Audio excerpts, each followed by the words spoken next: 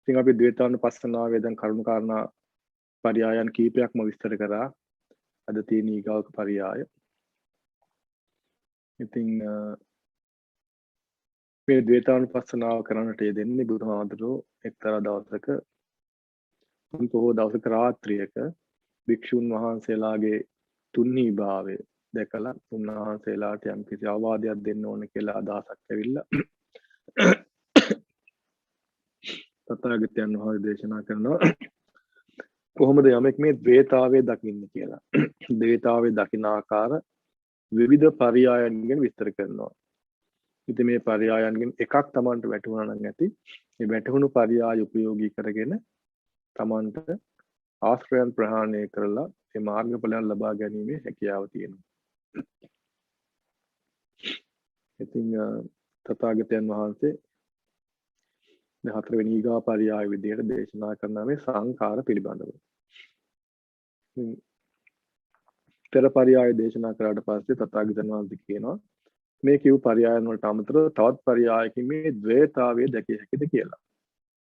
ඉතින් බුදුහාමුදුරුවෝ කියනවා ඔව් එහෙම පුළුවන්. තවත් පරයයකින් ද්වේතාවය දකින්න පුළුවන්. මේ ද්වි ස්වභාවය. මේ පරයය මොකද්ද? බුදුහාමුදුරුවෝ කියනවා යං කිංචි දුක්ඛං සම්භෝති සබ්බං සංඛාර පච්චයා අයං ඒකානුපස්සනා සංඛාරාණං තේව අශේෂ විරාග නිරෝධෝ නත්ති දුක්ඛස්ස සම්භවෝති අයං ဒ ුතියානුපස්සනා එවං සම්මාද්වේතානුපස්සිනෝ කෝ භික්ඛවේ වික්ඛුනෝ අප්පමත්තස්ස ආතාපිනෝ පහිතස්ස විහෙරතෝ දින්නං පලානං අඤ්ඤතරං පලං පාටිකංකං දිත්තේ වේ ධම්මේ අඤ්ඤා සතිවා උපාදිතේසේ අනාගාමීතාති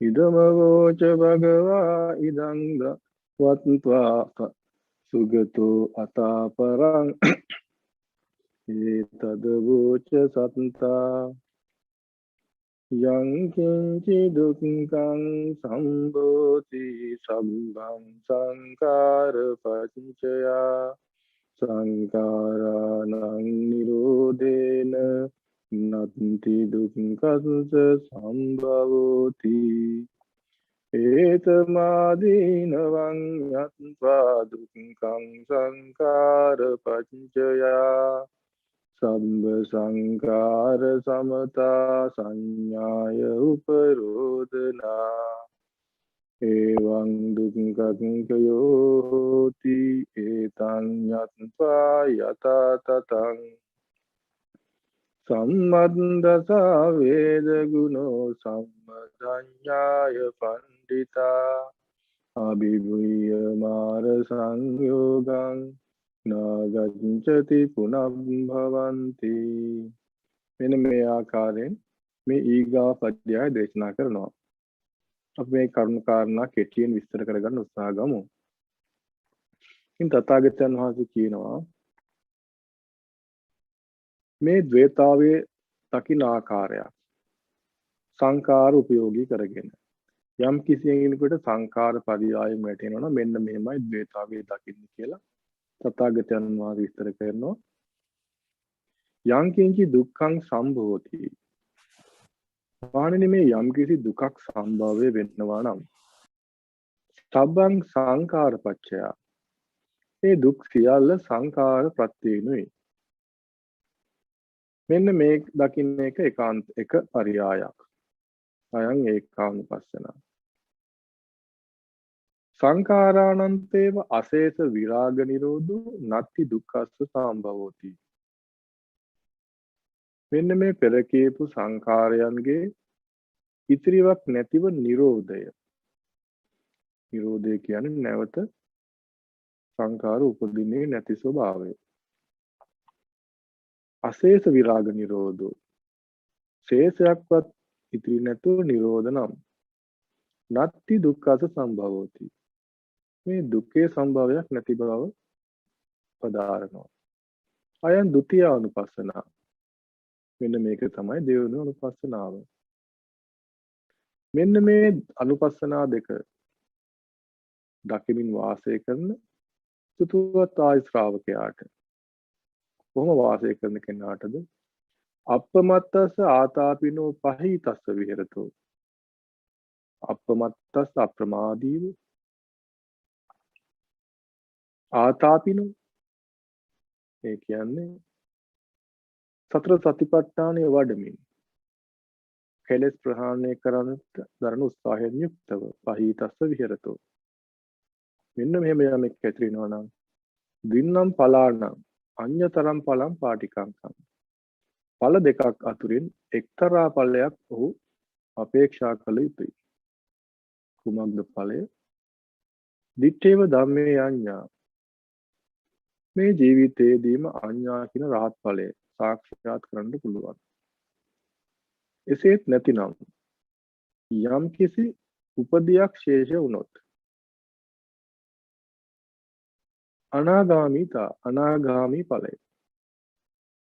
මෙන්න මේක දේශනා කළ බුදුහාමුදුරුවෝ ගාථා වශයෙන් තවදුරටත් විස්තරයක් කරනවා. යං කිංචි දුක්ඛං සම්භූති සබ්බං සංඛාරපච්චය. අර පෙර කියූප එකම නැවතත් ඒ ස්වාමීන් වහන්සේලාට විතර කාවදින ආකාරයෙන් ගාථා ස්වරූපයෙන් විස්තර කරනවා. යම් කිසි දුකක් සම්භව වෙනවා නම් ඒ සංඛාරපච්චය. යං කිංචි දුක්ඛං සම්භූති සබ්බං සංඛාරපච්චය සංඛාරාණං නිරෝධේන නති දුක්ඛස සම්භවෝති. සංඛාරයන්ගේ නිරෝධයෙන් දුක් සම්භවයේ අවසානයි. ඒතමාදීන වඤ්ඤත්වා දුක්ඛං සංඛාර පච්චය. මෙන්න මේක මේ සංඛාරයන්ගෙන් දුක් ඇති වෙන ස්වභාවයේ ආදීනවේ ප්‍රඥාවෙන් දැක්කොත් ඒතමාදීනව ඤත්වා දුක්ඛං සංඛාර පච්චය. යම් කිසි මේ දුකක් ඇති වෙනවා නම් මේ සංඛාර ප්‍රත්‍යයෙන් බව මෙන්න මේ ආදීනව දකින්නට ඕන. එහෙම දකින්න කෙනා සබ්බ සංඛාර සමතා සංඥාය උපරෝධන. එහෙම දකින්න කෙනා තමයි සංඛාරයන් උපරෝධනය කරලා එහෙම නැත්නම් සංඛාරයන් සමතේ කරලා මේ දුක කෙලවර කරන්නේ. ඒවන් දුක්ඛක්ඛයෝ හෝති ඒතං යත්වා යතතත. අන්න ඔබට පුළුවන් මේ යථා තත ස්වභාවය දැනගෙන සංඛාර නිරෝධයෙන් දුක අවසන් කරන්න. අන්න එහෙම අවසන් කරන කෙනා සම්මද්දසා වේද ගුණෝ. මෙන්න මෙහෙම මේ ධහම දකින්න කෙනා ඥානතෝ වෙන කෙනා. උඩ කියනවා වේද ගුරු කියලා වේද ගුණෝ. සම්මධඤ්ඤාය පණ්ඩිතා. දැනගෙන විතරක් බෑ ප්‍රඥාවෙන් ඥාණයෙන් එක දැකගත්තොත් අන්න ඔහු අඤ්ඤා ස්වභාවයේ සම්මධඤ්ඤාය පණ්ඩිතා. පණ්ඩිතය කියලා තථාගතයන් වහන්සේ සාමාන්‍යයෙන් ගෙනහැර දක්වන්නේ රහතන් වහන්සේලාට. සෝතාපන්න ඵලයේ ඉඳලම පණ්ඩිත ස්වභාවයක් ඇති වෙනවා. රහත් ඵලයේදී පණ්ඩිත ස්වභාවය පරිපූර්ණයි. මෙන්න මේ පණ්ඩිතයා ඒ කියන රහතන් වහන්සේ අභිභූය මාර සංයෝගං. මාර සංයෝග කියන්නේ දසමාර සේනාව පල්ලවා හැරලා දස සංයෝජනයන් ප්‍රහාණය කරලා මෙන්න මේ මාරව මැඩ පවත්තලා අභිභූය මාර සංයෝගං නාගච්ඡති පුනබ්භවಂತಿ. නැවත පුනබ්භව කියන ස්වභාවයට ඒ සිතපත් වෙන්නේ නැහැ. ඉතින් මේක තමයි ඒ ගාථාවේ සරල කෙටි අදහස ඒ පාලි පාඨයන්ගේ. ඉතින් මෙතෙන්දී මේ සංඛාර පිළිබඳ ඉතින් කතා කරනවා. ඒක දීර්ඝ විස්තරයක්. විවිධ පරියායන්ගෙන් තථාගතයන් වහන්සේ සංඛාර විස්තර කරලා තියෙනවා. මේ සංඛාර ගැන අපි දැනගත යුතු මූලික කරුණු ටිකක් අද කතා කරමු. තථාගතයන් වහන්සේ ඒකාන්තික කරලා දේශනා කරපු දහම් කාරණයක් තියෙනවා. ඒක හේතු ඒකාන්තික. ඒ කුමක්ද? එතෙන්ට කරුණු දෙකක් අඩංගු කරනවා. දෙකම එක හා සමාන අදහස් තියෙන දෙකක්. සාරිපුත්ත හාමුදුරුවෝ මේක තැන් තැන් වල විස්තර කරනවා. මොකද්ද මේ ලෝක සත්‍යයේ පැවැත්ම තියෙන එකම හේතුව? එකම හේතුව මොකද්ද කියලා බොහෝ විට ඇහුවොත් අපිට අදහස් දෙන අවිජ්ජාව කියන අදහස. නමුත් බුදුහාමුදුරුවෝ අවිජ්ජාව ඒක හේතුව කියලා බොහෝ විට දේශනා කරන්නේ නැහැ. ඒක හේතුව කියලා දේශනා කරපු කරුණු දෙකක් අතුරේ එකක් තමයි සබ්බේ සත්තා ආහාරක් කිතිකා කියන එක. ඒ වගේම ඒක හේතුව කියලා දේශනා කරපු තවත් කරුණක් තමයි සබ්බේ සත්තා සංඛාරක් කිතිකා. මේ යම් කිසි සත්වයේ සත්ව කියන ස්වභාවය පවතින්නේ මෙන්න මේ ආහාර එහෙම නැත්නම් සංඛාර කියන ස්වභාවයෙන්. යම් කිසි තැනක සංඛාරයන් පැන නගිනවද එතන සත්වත්වයේ පවතිනවා. එතන දුක පවතිනවා. සංඛාරයන් නැතිද එතන දුක නැහැ. මේ සංඛාරයන් ගැන තමන් ගවේෂණය කරගෙන යනකොට තමන්ගේ සිත ගවේෂණය කරන්නට තියෙන්නේ. තමන්ගේ සිත ගවේෂණය කරන යනකොට මේ සංඛාරයන්ගේ තියෙන විවිධ ස්තරයන් තමන්ට දැක ගන්නට පුළුවන්. කාය සංකාර, වචී සංකාර, මනෝ සංකාර කියලා එක විස්තරයක් තියෙනවා. කාය සංකාර, වචී සංකාර, චිත්ත සංකාර කියලා තවත් තැනක තියෙනවා. පුඤ්ඤාභි සංකාර, අපුඤ්ඤාභි සංකාර, ආනිඤ්ඤාභි සංකාර කියලා තවත් තැනක තියෙනවා. ඉතින් මේ විදිහට විවිධාකාරයෙන් සංකාර ගැන විස්තර කරනවා. තවත් තැනක කියනවා චෛමේ භික්ඛවේ චේතනාකාය කියන්නේ සංකාර. තවත් තැනක කියනවා පංච උපාදානස්කන්ධය අත්ථ ස්වභාවයට යමෙක් පත් කරගන්නවා නම් එතන සංකාර කියලා. මේ හැම එකෙම තියෙනම එක හා සමාන අදහසකුත් ඊට යටින් තියෙන සියුම් කරුණුත්. දැන් කාය සංකාර, වචී සංකාර, මනෝ සංකාර කියපුවාම අපි මේ නව කර්ම නිස්පාදනය කරන සංකාර ස්වභාවය එතෙන්ට අයිති වෙනවා. කියන්නේ කායේන වාචාය මනසා. දැන් අපි දන්නවා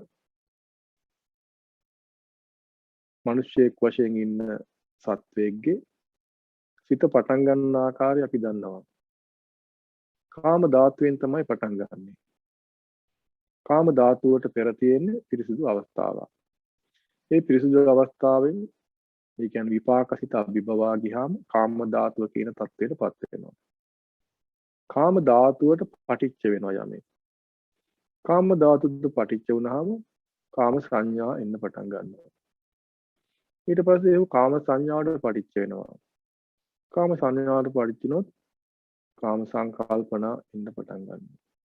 මේ කාම සංකල්පනාවලට යමෙක් බැඳෙනවා. චන්ද රාගයෙන්. එතකොට කාම සංකල්පනා පටිච්ච චන්ද රාගයෙන් නැත්නම් කාම ඡන්දෙන්න පටන් ගන්නවා. එතන කාම ලෝකයක් කාම සංකල්පනාවකට කාම ලෝකයක් බවට පත් වෙනවා.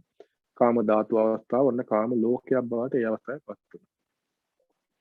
මෙන්න මේ කාම ඡන්දයත් එක්ක ඊගාවට යම් කිසි කෙනෙකුට ඡන්දයක් ආවට පස්සේ එතන ඇති වෙනවා ඔහුට යම් කිසි නොවිසුම් ගතියක්.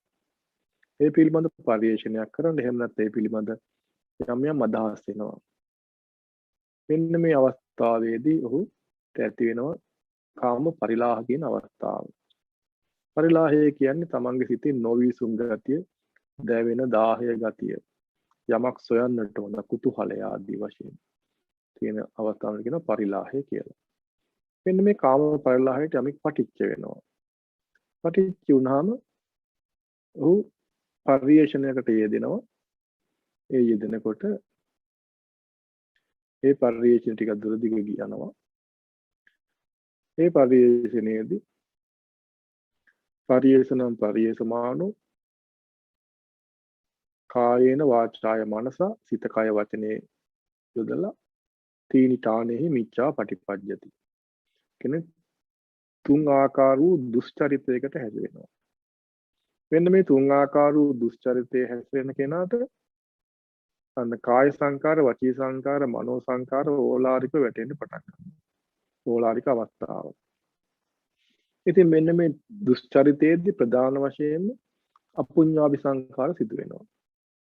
ඊට අමතරව තව ටිකක් ඉදිරියට හිත සුද්ධ කරගෙන යනකොට මේ අපුඤ්ඤාභි සංකාර අතහැරලා කෙනෙක්ට යෙදෙන්නට පුළුවන් පුඤ්ඤාභි සංකාර ගණේලා වැටෙන්න පුළුවන්. දැන් තේනි තානේහි නිවනත් එක්ක බලපුවා මිච්ඡා ප්‍රතිපදාවක් තමයි. නමුත් ලෝකයේත් එක්ක බලපුවාම පිරිසුදු ප්‍රතිපදාවක් සාපේක්ෂව. පුඤ්ඤ අபிසංකාර කරන සුගතිගාමි වෙන්න පුළුවන්. මේ පුඤ්ඤාභි සංකාරත් සිත කය වචනේ මෙහෙवला කාය සංකාර, වචී සංකාර, මනෝ සංකාර ආදී වශයෙන් තමයි සිද්ධ වෙන්නේ. පුඤ්ඤාභි සංකාරේ තවත් ඉහළට යන්න පුළුවන් කෙනෙකුට තවත් සිත පිරිසුදු කරගන්න. එහෙම එක්කෙනා මොකද කරන්නේ? දැහැන් වඩන්න පටන් ගන්නවා. රූපී දැහැන්, අරූපී දැහැන්. පළමුවෙන්ම රූපී දැහැන් වඩන කෙනා මේ පුඤ්ඤාභි සංකාර මට්ටමේම ටිකක් උසස් අවස්ථාව. ඊටත් එහාට ගිහිල්ලා ආනින්ජාභි සංකාර ආදී වශයෙන් අරූපී දැහැන් වඩා ගන්නට පුළුවන්. මේ ආකාරයෙන් සංකාර ක්‍රමක්‍රමෙන් පිරිසුදු භාවයක්, තුනී භාවයක් ඇති වෙනවා. අර ඕලාරික මට්ටමේ ඉඳලා. ඉතින් තමන් හිත ගවේෂණය කරද්දී මෙන්න මේ මට්ටම් හොයා ගන්නට පුළුවන්. මේ හැම එකක්ම නව කර්ම වලටපත් වෙනවා. මොකද චේතනාහම් භික්කවේ කම්මං වදාමි. චේතනාව කියන්නේ, සංකාර කියන්නේ, කම්ම කියන්නේ එක හා සමාන කරුණු ටිකක්. චේතයිත්වා කම්මං කරෝති කායන වාචාය මනස සිත කය වචනේ. යම් කිසි අවස්ථාවක මෙන්න මේ සංකාරයන්ගෙන් ටික ටික ප්‍රහාණය වෙලා ගිහිල්ලා නිරෝධ කරන්න පුළුවන් තත්ත්වයට આવොත් අන්න ඒ අවස්ථාව තමයි උත්තරීතරම අවස්ථාව. ඒකට එන එක ලේසි පාසු නෑ.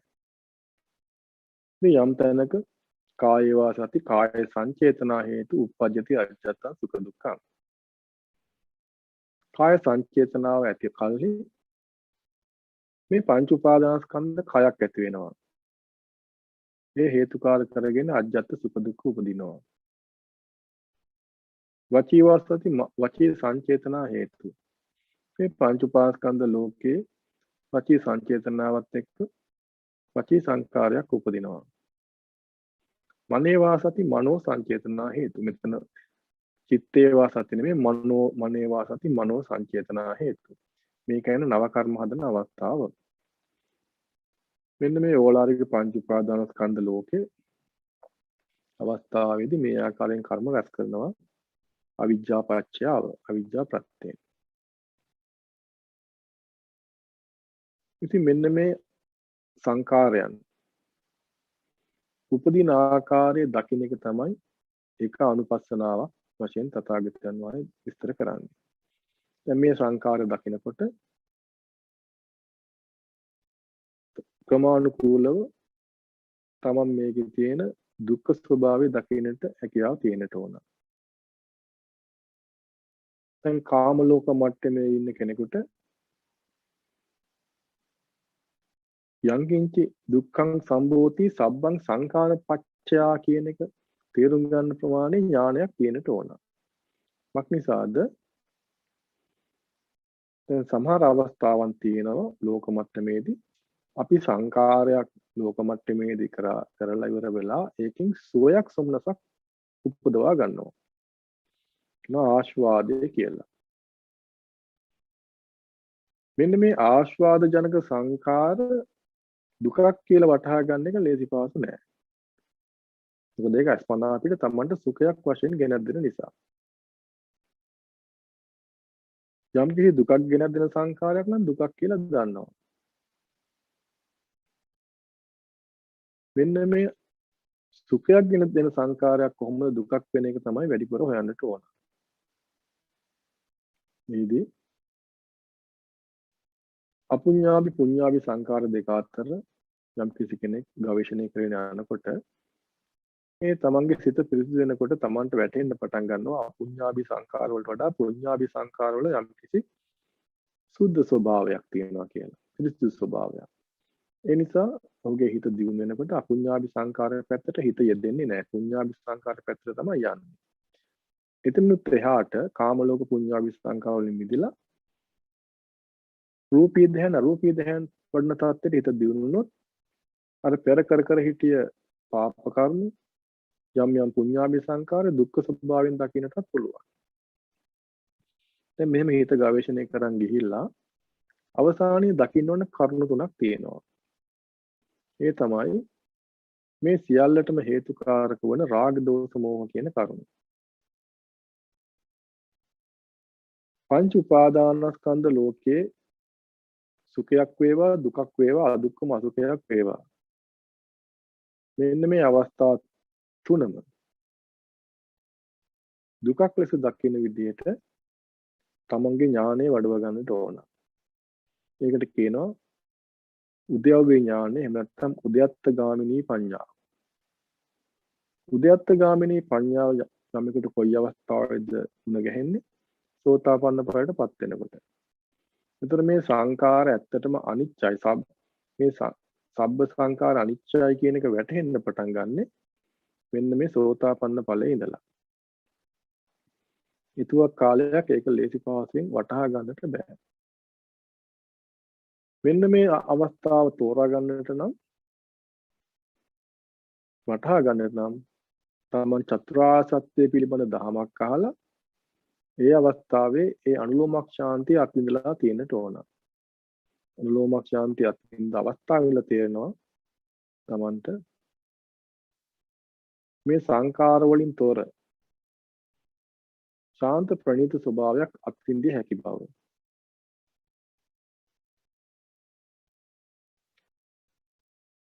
මෙන්න මේ ශාන්ත ප්‍රණීත ස්වභාවය අත්විඳ කෙනාට නැවත නැවත ඒක ප්‍රඥාවෙන් මතක් කරලා ප්‍රඥාවෙන් සිහි ගන්නවලා තමන්ට පුළුවන් මේ සබ්බ සංකාර අනිත්‍ය වෙන ස්වභාවය සබ්බ සංකාර දුක්ඛ වෙන්නේ කෙසේද කියන එක වටහා ගන්නට. ප්‍රධාන වශයෙන්ම බුදුහාමුදුරුවෝ මේ සංකාර මොනවද කියලා අහන තැන්වල විස්තර කරනවා. එහෙම කිංච බික්කවේ සංකාරං වදේත. මහණෙනි සංකාර කියන්නේ මොනවද? එක අවස්ථාවක කියනවා චෛ මේ බික්කවේ චේතනා කාය. මේ චේතනා කාය හයට වා සංකාර කියලා කියනවා. චේතනා කාය හය කියන්නේ මොනවද?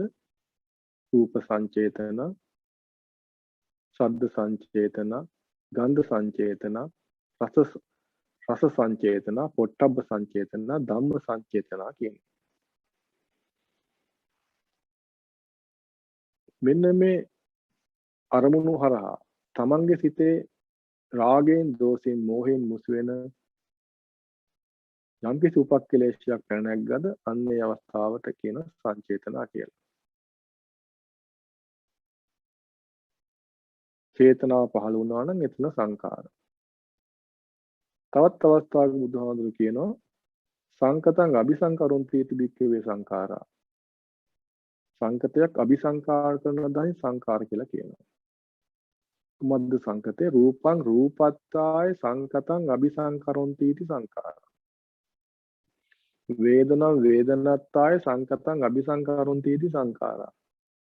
වේදන රූපේ රූපයක් අත්ත රූපයක් සාර සුභ රූපයක් බවට යම් කිසි හේකින් හරවනවා නම් හැරවෙනවා නම් අන්න එතන සංකාර කියලා කියනවා. වේදනාවක් අත්ත වේදනාවක් බවට සංඥාවක් සාර අත්ත වේදනාවක් බවට වෙන එකක් තියා සංකාරයත් අත්ත සංකාරයක් බවට විඥානයේ අත්ත සාර සංකාරයක් බවට හැරවෙන එකද කියනවා සංකාර කියලා.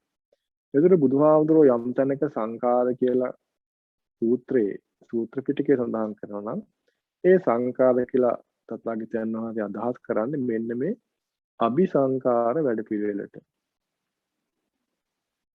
අපි බොහෝ විට අහලා තියෙනවා අபிසංකාර කියලා. තථාගතයන් වහන්සේගේ සූත්‍ර දේශනාවල බොහෝ තැන්වල සංකාර කියලා වචනය තමයි සඳහන් වෙන්නේ. නමුත් ඒ සංකාර කියන්නේ මොනවද කියන එකට අර්ථකථනයේදී තියෙන්නේ මෙන්න මේ අபிසංකාර වැඩපිළිවෙල ගැන තමයි විස්තර කරන්නේ. එතකොට සූත්‍රය කියවනකොට කොහේ හරි සංකාර කියලා තිබුණා නම් විශේෂයෙන් සුද්ධ සංකාර කියන වචනේ නැතිනම් නිකම්ම සංකාර කියලා නම් තියෙන්නේ.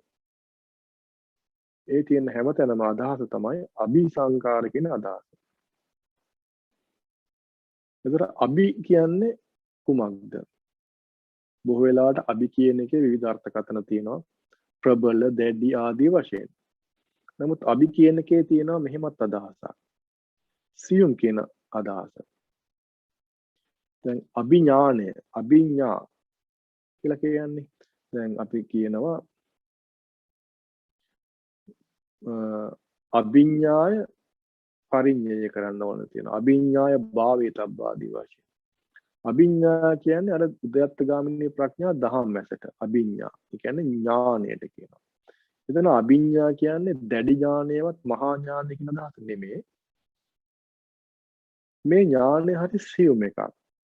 උද්‍යවගේ ඥානය කියන එක සියුම්, බොහොම සියුම් කෙනෙකුට ලේසි පාසෙන් තෝර බේර ගන්න පුළුවන් එකක් නෙමෙයි. ඒ නිසා ඒක කියනවා අභි කියන අදහස පාවිච්චි කරනවා. ඒ නිසා අභිඥාය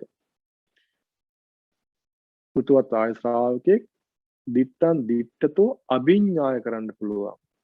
අන්න අර සියුම් ඥානෙන් එක දැනගන්න දැක ගන්න පුළුවන්. ඒත් අபிසංකාර කියන්නේ අන්න ඒ වගේ සියුම් යෙදෙන අවස්ථාවක් නිසා තමයි අභි කියන වචනේ පාවිච්චි කරන්නේ. එතන අபிසංකාර, සියුම් සංකාර. මෙන්න මේ සියුම් සංකාරය මුලින්ම යෙදෙන්නේ කොතනද? මෙන්න මේ අභිඥානය හේවත් උද්‍යව ඥානෙ වටහාගත කෙනා දන්නවා ඒකේ මුල්ම අවස්ථාව. රාගයෙන් බැඳෙන මුල්ම අවස්ථාව තමයි කාම ධාතුවේ නම් අපි සිත විස්තර කරන්නේ කාම ධාතු අවස්ථාව. අන්නේ කාම ධාතු අවස්ථාවේ රාගයෙන් බැඳෙනවා. අතිශය සියුම්. තාම භවයක් බාට පත් වෙලාවත් නැහැ. බොහොම සියුම් අවස්ථාවක්. ඒ වගේම ව්‍යාපාද ධාතු, හිංසා ධාතු ආදී වශයෙන් විස්තර කරන්න පුළුවන්. රූප ධාතු, අරූප ධාතු. අපි ප්‍රධාන වශයෙන් කාම ධාතු විස්තර කරගත්තොත් මෙන්න මේ කාම ධාතු අවස්ථාවේ රාගයෙන් බැඳෙනවා. සියුම් අවස්ථාව. ඊට එහා පැත්තේ තව ටිකකින් පටිච්ච වෙලා සංඥා එනවා. මේ රාගෙත් එන්න වැඩි යන්නේ. ඒ රාගයෙන් තව ටිකක් බැඳුනහම ඒක සංඥාවක් බවට පත් වෙනවා. තව ටිකක් බැඳෙනවා. සංකල්පනා බවට පත් වෙනවා. තව ටිකක් බැඳෙනවා රාගයත් එක්ක. කාම ඡන්ද වෙනවා. ওই විදිහට මේ පංච උපාදානස්කන්ධය වැඩි යනවා. මෙන්න මේ වැඩි යන ස්වභාවය තමන් ගවේෂණය කරන්නට ඕන. මෙන්න මේ වැඩි යන ස්වභාවය තමන්ට ගවේෂණය කරනකොට මුලින් වැටෙන්නේ කාම ධාතු අවස්ථාව නෙමෙයි. මුලින් වැටෙන්නේ ඕලාරික නව කර්ම හදන අවස්ථාව. ඒ කියන්නේ ආස්වාද ජනකව තමන් භුක්ති විඳ දේ. එහෙම නැත්නම් ඕලාරික දුකක් විඳ දේ තමයි ඉස්සෙල්ලාම වැටෙන්නේ. අපි ගවේෂණය කරන් ඉන්නේ කාම ධාතු පැතිඳලා නෙමෙයි ආස්වාද පැතිඳලා. මෙන්න මේ ආස්වාද පැතිඳලා ගවේෂණය කරන් යනකොට පෙරදා ආස්වාදය කියලා හිතාගත්ත දේවල් වල තියෙන දුක්ඛ ස්වභාවය වැටෙන්න පටන් ගන්නවා. ඒකට හේතුව තමයි අර යම්කිසි අවස්ථාවක චතුරාර්ය සත්‍ය පිළිබඳ දහමක් අහනකොට ඒ පිළිබඳ ඇති වූ ප්‍රඥාව ඥානයෙන් නිසා ඒ අවස්ථාවේදී ඉපදුනා වූ ශාන්ත ප්‍රණීත ස්වභාවය අනුලෝමක් ශාන්තිය මට කියන අනුලෝමක් කාන්තිය කියලා කියනවා. ඒ නිසා කාන්ති පරමන් තපෝති තික්කා. මේ කාන්තිය පරම කරලා ගන්නවා. මොකද මේ කාන්ති ස්වභාවය අවස්ථාව නැත්තම් තථාගතයන් වහන්සේ දේශනා කරන මගඵල ලබන එක අභව්‍යයි කියනවා. පෙර තිබුණු 10 නැතිව ඒ අර රාග දෝෂ මොහ නොමැති විනීවරණ මොහොත සාක්ෂාත් කරපු කෙනාට අභිසංකාර වලින් තොර අවස්ථාවක් පළවෙනි වතාවට මුණ ගැහෙනවා.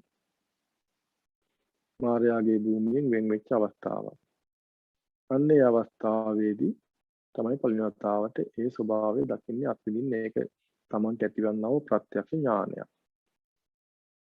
අන්නේ අවස්ථාව තමන් අත්විඳට පස්සේ මේ අபிසංකාර ආස්වාදයන්ගේ තියෙන වෙනදාට සැපයි සුබයි කියලා කියපු එකේ ආදීනවේ දකින්න පටන් ගන්නවා. මක් නිසාද ඔහු නිවන් ශාන්තිය දැක්ක නිසා යම් හේකින් පංච නීවරණ යෙදෙනවා නම් එනම් අபிසංකාර යෙදෙනවා නම් තමන්ට අහිමි වෙන්නේ නිවන වන බව ටික තමන්ට ප්‍රඥා ගෝචර වැටෙන්න පටන් ගන්නවා. අන්නේ වැටෙනකොට මෙන්න මේ පෙර තමන් කියපු අபிසංකාර සැපයි කියපේවා දුකක් බවට පත් වෙන්න පටන් ගන්නවා. අන්න යංකින්චි දුක්ඛං සම්භූති සබ්බං සංකාරපච්චයා කියන එක වැටෙන්න පටන් ගන්නවා. මේ ලෝකේ යම් කිසි දුකක් සම්භවය වුණා නම් ඒ සියල්ල සංකාරපච්චයෙන් කියලා සංකාර ප්‍රත්‍යයෙන් කියන එක වැටෙනවා. කොහොමද මේ සංකාරවල මුල? රාග දෝෂ මෝහ. රූපම් පටිච්චුප්පදි සුඛං සෝමනස්සං කියන්නේ ඕලාරික මට්ටම. ඒ කියන්නේ ආශ්වාදයේ හැදෙන අවස්ථාව. ඉස්සලා දකින්නේ මේ අවස්ථාව. තවදුරටත් දැහැන් වඩන කෙනාට ඊට යටින් තියෙන අර සියුම් සංකාර වැටෙන්න පටන් ගන්නවා. ඒකයි බුදුහාමුදුරු දේශනා කරන්නේ දැහැන් වඩන කෙනාට දැහැනක් වඩන වෙලාවේදී න පුරාණ කම්මං කරෝති පුරාණ කම්මං න කරෝති පුරාණ කම්මං නව කම්මං න කරෝති. දැහැන් වඩන කෙනාට නව කර්ම සිද්ධ වෙන්නේ නැහැ.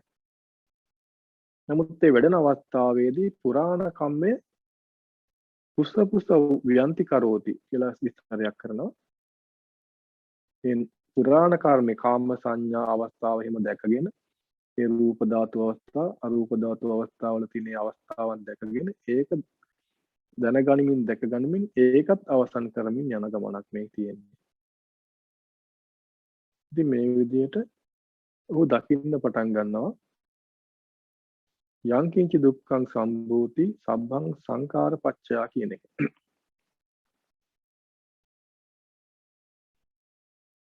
මෙහෙම දකිනකොට සංකාරානන්තේව අසේත විරාග නිරෝධය. එහෙම නැත්නම් මේ සංකාරයන්ගේ උපදවන්නේ නැතුව හිටියොත්. ඒ කියන්නේ රාග දෝෂ මෝහ නොමැති නම්. අන්නේ අවස්ථාවේදී චිත්තය පරිසුද්ධ වෙනවා. ඒකට කියනවා ඒ සමාහිත චිත්තේ පරිසුද්ධේ පරියෝදාත වෙච්ච අවස්ථාව කියලා. මෙන්න මේ ද්වේතාවය දකින්න පටන් ගන්නවා. සංකාර තියෙනවා නම් යම් තැනක ඒ දුකක්ම බව වැටහෙනවා. ඒවන් දුක්ඛං උප්පජ්ජමාන උප්පජ්ජති. මේ උපදුනේම දුකක්. වෙනදට නම් ඒකට සැපයි සාරයි සුබයි කියලා තමයි හිතාගෙන හිටියේ. නමුත් ඒ සැපයි කියූප එකත් දුකක් බවට පත් වෙනවා මේ නිවනත් එක්ක සංසන්දනය කරද්දී. ඒ නිසා ඒ උපදිනා වූ සැපත් දුකක් වශයෙන් දකිනවා. ඒවන් දුක්ඛං උපජ්ජමාන උපජ්ජේ දුකක් තමයි ඉපදුනේ. මේ අபிසංකාර වැඩ පිළිවෙල නැත්තම් දුක්ඛං නිරුජ්ජමාන නිරුජ්ජති දුකක් තමයි නිරුද්ධ වෙන්නේ. මෙන්න මේ ආකාරයෙන් දකින්න පටන් ගන්නවා. මෙහෙම දකිනකොට ද්වේතාවය දැක්ක වෙනවා. සීලම දුක් ඉපදුනේ සම්භවය හේතුකාරකුනේ ප්‍රත්‍ය උනේ අபிසංකාර. අபிසංකාර නොමැති තැන දුක්ඛ නිරෝධය කියලා වටහා ගන්න.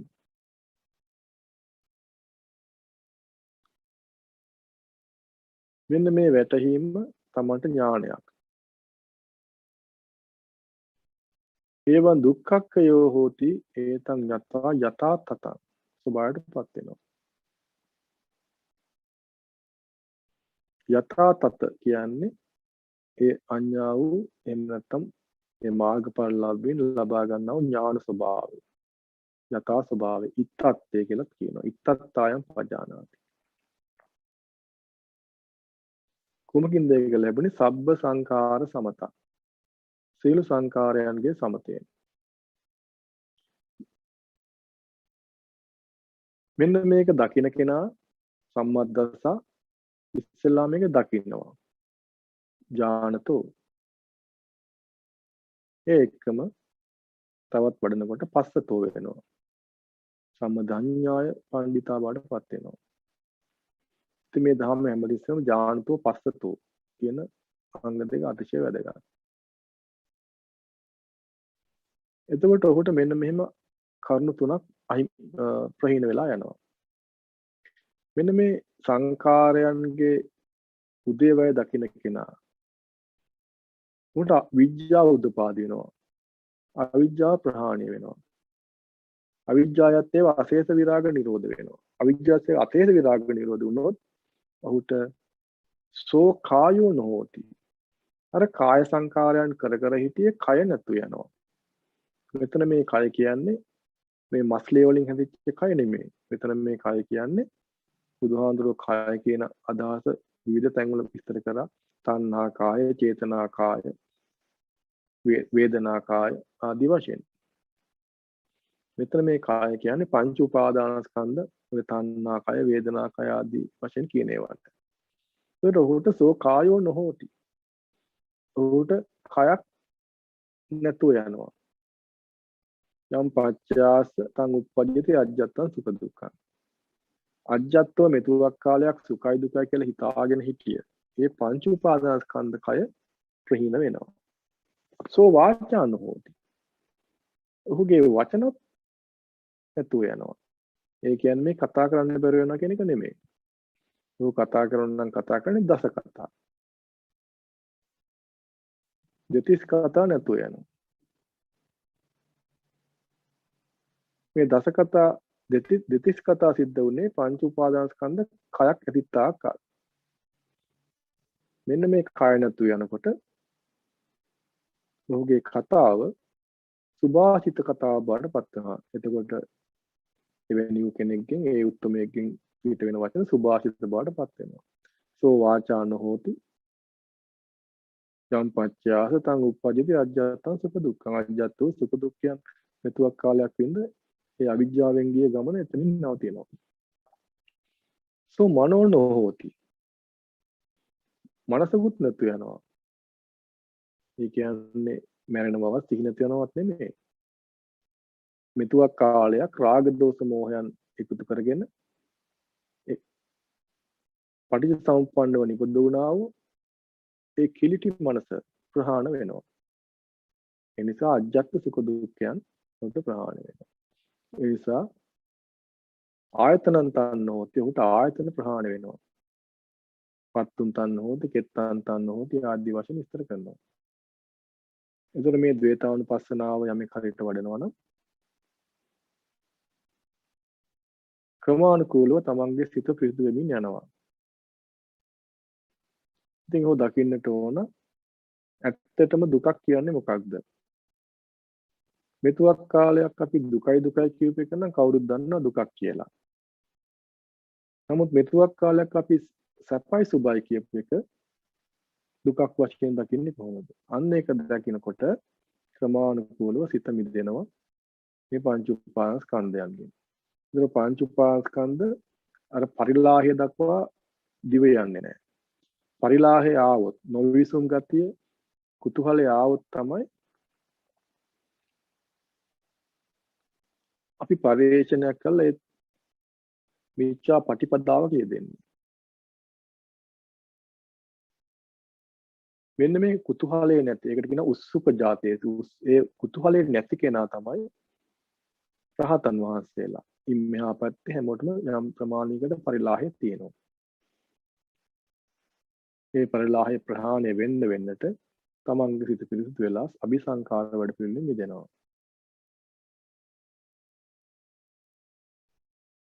ඉතින් යම් කෙනෙක් මේ රාග දෝෂ මෝහයන්ගෙන් කොහොමද අபிසංකාර වෙන්නේ කියන එක වටහා ගන්නට ඔහු ද්වේතාවයක් දකිනවා. එනම් රාග දෝෂ මෝහ අபிසංකාර වැඩ පිළිවෙල දුක්ක්මයි පුදවන්නේ කියන එක. රාග දෝෂ මෝහ නොමැති තැන දුක නිරුද්ධ වන බව වටහා ගන්න. මෙන්න මේකට කියනවා ද්වේතාවය කියලා. මේ ගමනේ යනකොට බොහෝ වෙලාවට පුඤ්ඤාභි සංකාර අපුඤ්ඤාභි සංකාර දෙකෙන් අපුඤ්ඤාභි සංකාර වලින් කොහොම හරි මිදෙන්න කවුරුත් උත්සාහ කරනවා. ඒ කියන්නේ පව් කරන එක හොඳ නෑ. නරකයි කියලා සාමාන්‍ය ලෝකයේ බහුතරයක් දෙනාගේ විශ්වාසයක් තියෙනවා, මතයක් තියෙනවා. ඒ නිසා කෙනා සුත්තවත්තාය ශ්‍රාවකයන් නොවුනත් පෘථග්ජන භූමියේත් හැම එක්කෙනාම උත්සාහ කරනවා අඩු ගානේ යම් කිසියෝ සීලයක පිළිපදලා පංචශීලයක හෝ පිළිපදලා යම් ප්‍රමාණයකට පව අඩු කරගන්න ඕනකමක් තියෙනවා. ඒක හැමෝටම බොහෝ අයට තියෙන බහුතරයකට තියෙන අපේක්ෂාවක්. ඒ වගේම පව වලින් මිදුනට මොකද මේ පුඤ්ඤාභි සංඛාර වලින් මිදෙන එක ලේසි පාසු නෑ. පුඤ්ඤාභි සංඛාර වලුත් තමයි මිදෙන්න ඕන. හැබැයි ඒක කරන්න තියෙන සුතවත් ආය ශ්‍රාවකෙක් බවට පත් වුණාට පස්සේ. මොකද අපි මායයට අහු වෙන අවස්ථාව තමයි අපුඤ්ඤාභි සංඛාර වලින් මායයට අහු වෙනවා. පුඤ්ඤාභි සංඛාර වලින් මායයට අහු වෙනවා. ආනින්ජාභි සංඛාර වලින් මායයට අහු වෙනවා. ඉතින් මේ මායාව මුලා කරමින් මඟ හරිමින් යන ගමන ලේසි පාසු නෑ. උපාලි මහරහතන් වහන්සේ කියන තමනුත් පුඤ්ඤාභ සංඛාර වලින් මායයට කොටු වුණු වගේ. නමුත් අපි මේ මගේ යනකොට මේ කාලේ බුදුහාමුදුරනේ නැති හන්ද අපිට පුඤ්ඤාභි සංඛාර එකපාරත් හරින්නත් බෑ. තමන්ට විශ්වාස නැත්නම් තමන් මාර්ගඵලයක් ලැබෙන්නේ නැහැ කියලා. මොකද පුඤ්ඤාභි සංඛාර උපකාර වෙනවා. තමන්ට මාර්ගඵල ලබා ගන්නට ඒක උපකාර වෙනවා. ඉතින් මේක හරි සියුම්ව යන ගමනක්. මේ කොහොම හරි මේ උද්‍යව්‍ය ඥානෙ වටහාගත්ත කෙනාට නම් ඉන් ඉදිරියට කරන්න තියෙන්නේ පුඤ්ඤ පාප පහිනස්ස මේ අபிසංකාර දෙකෙන්ම මිදෙන්නට ඕන. යෝද පුඤ්ඤංච පාපංච උභෝ සංගං උපච්චගා. මේ පුඤ්ඤ පාප කියන දෙකම ප්‍රහාණය කරලා අශෝකං විරජං සුද්ධං දුක් නැති රජස් නැති සුද්ධ වූ ස්වභාවයක් ගොඩනගා ගන්නට ඕන. අන්නේ ස්වභාවය ගොඩනගා ගන්නට පරිපූර්ණ වශයෙන් ගොඩනගා ගත්තොත් ඔහු රහතන් වහන්සේ කෙනෙක් බවට පත් වෙනවා. මේ පුඤ්ඤ පාප පහිනස්ස එහෙම නැත්නම් යෝධ පුඤ්ඤංච පාපංච උදෝ උබෝ සංගම් උපච්චගා තත්ත්වයට එන්නට ඕන. ඒ තත්ත්වයට එන්නට උපකාර වෙනවා මේ ද්වේතානුපස්සනාව වඩන එක අபிසංකාර පිළිබඳව. ඉතින් හැම විටම තම දැනගත්තා දහම් කරුණු යෝනිසෝ මනසිකාරය යොදන්න ඇත්තටම කොහොමද අபிසංකාර රාග දෝෂ මෝහ දුකක් උනේ කොහොමද? මොකද රාගයෙන් බැඳුනොත් සැපක් ලැබෙන්නේ බොහෝ අයට. නමුත් ඒක ඇත්තටම දුකක් වෙන්නේ කොහොමද කියන එක ප්‍රඥා ගෝචරව හිතන්නට ඕන. අන්න ඒක වැටහෙනකොට සබ්බ සංකාර පච්චය කියන එක තමන්ට වැටෙන්න පටන් ගන්නවා. යම් කිංචි දුක්ඛං සම්භූති සබ්බ සංකාර පච්චය. යම් කිසි දුකක් කරනගාද සම්භවය වුණාද ඒ සංකාර ප්‍රත්‍යයෙන් බව වැටෙන්න පටන් ගන්නවා. මෙන්න මේ එක අනුපස්සනාවක් දකිනවා. මෙන්න මේක දකින කෙනාට දුකක් නම් යම් තැනක තමන්ට ලැබෙන්නේ තමන් මේකෙන් මිදෙන්න උත්සාහ ගන්නවා. මෙන්න මේ රාග දෝෂ මොහ ප්‍රහාණයෙන් නත්ති දුක්ඛස සම්භවෝති කියන ස්වභාවය තමන්ට වැටෙන්න පටන් ගන්නවා. මෙන්න මේ කරුණු දෙක ඥානතෝ පස්සතෝ වෙනකොට ඔහුගේ සිත යෙදෙනවා ආතාපිනෝ අපමත්තස්ස ආතාපිනෝ පහිතස්ස විහරණයට. මොකද දැන් ඔහු දන්නවා රාග දෝෂ මොහ යෙදුනොත් දුකක්. මම එහෙනම් කළ යුත්තේ අප්‍රමාදීව රාග දෝෂ මොහ ප්‍රහාණය කරන්නට ඕන. අන්න ඒක සතර සතිපට්ඨානේ වඩනවා. සත්ත බොජ්ජංග සත්‍තිස් බෝධිපාක්ෂ දහම වඩනවා. මෙන්න මේ විදිහට භාවනාව වඩමින් යනකොට අපමත්තස ප්‍රමාද වෙන්න ප්‍රමාණය එන්න අඩු වෙනවා. ගිහි ජීවිතේ ඉන්නකොට යම් ප්‍රමාණයක ප්‍රමාද වෙවි තමයි යන්නේ. නමුත් මේක දකින්න ප්‍රමාදය එන්න අඩු වෙනවා. ආතාපිනෝ යම් කිසි අවස්ථාවක් ලැබුණාම අභිජ්ජා දෝමනස ප්‍රහාණය කරමින් සතර සතිපට්ඨානය වඩන්න උත්සාහ ගන්නවා. ඒවා ප්‍රහාණය කරමින් යන ගමනේදී තමන්ගේ සිත ක්‍රමානුකූලව සංයෝජන දහම් වලින් පිරිසිදු වෙනවා. සංයෝජන දහම් ප්‍රහාණය වෙනවා. රාග දෝෂ මොහ තනුක වෙනවා. සෝතාපන්න ඵලයේ ඉන්න එක්කෙනා සකදාගාමි තත්ත්වයටපත් වෙන්න පුළුවන්. සකදාගාමි තලයේ ඉන්න එක්කෙනා අනාගාමි තත්ත්වයටපත් වෙනවා. අනාගාමි තත්ත්වෙ ඉන්න එක්කෙනා අරහත් ස්වභාවයටපත් වෙනවා. ඉතින් මේ ආකාරයෙන් හැම උත්සාහ ගන්නට ඕන ඒ අபிසංකාරයන්ගේ තියෙන ද්වේතාවය දකිමින් ප්‍රඥා ගෝචරව දකිමින් ඇත්තටම කොහොමද මේක දුකක් වෙන්නේ කියන එක වටහා ගන්නට. ඉතින් මේ අபிසංකාර වැඩ පිළිබඳ මේ කෙටියෙන් හඳුන්වන කරේ හරි අමාරු එක තැනකට එකතු කරලා ගන්න මේ කාරණු සේරම. මොකද ඒක බොහෝ විස්තරාත්මකව විවිධ පැතිකඩ වලින් විස්තර කරපු තැනක් ඔය සංකාර කියන තැන. ඉතින් මේ අවස්ථාවේ හැටියට මම හිතනවා ඒ ප්‍රමාණවත් කියලා මේ අවස්ථාවට.